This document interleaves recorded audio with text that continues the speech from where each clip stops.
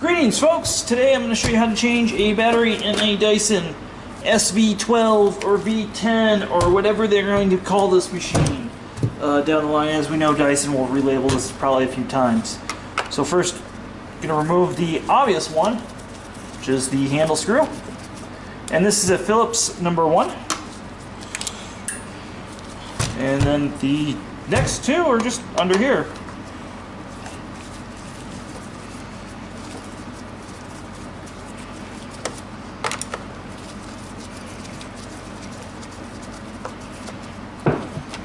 And I do not have any affiliation with Dyson. I do not sell parts, so don't ask. Then this battery is just going to slide out. And while it's out, we're going to talk about this battery, because this battery is a button here. And what that button does is this trigger actuates that button down there.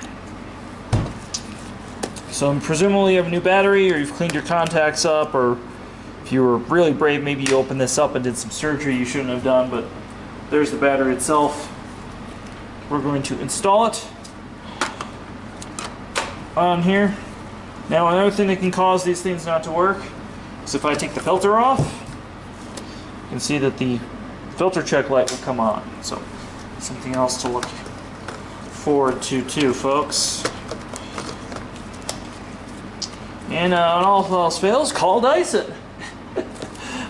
So let me show you where the screws are now that we're going to put back together, because it's not actually together. So we're going to take this, I'll put the first one in.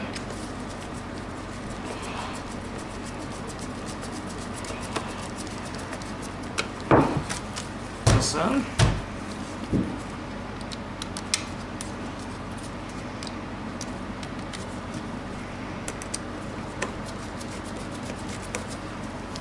Yeah, and these are really simple to do.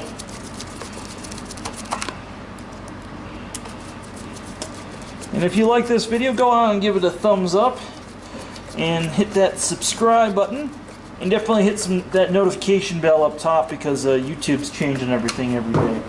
So as always, folks, be awesome, and a special thank you to our Patreon supporters.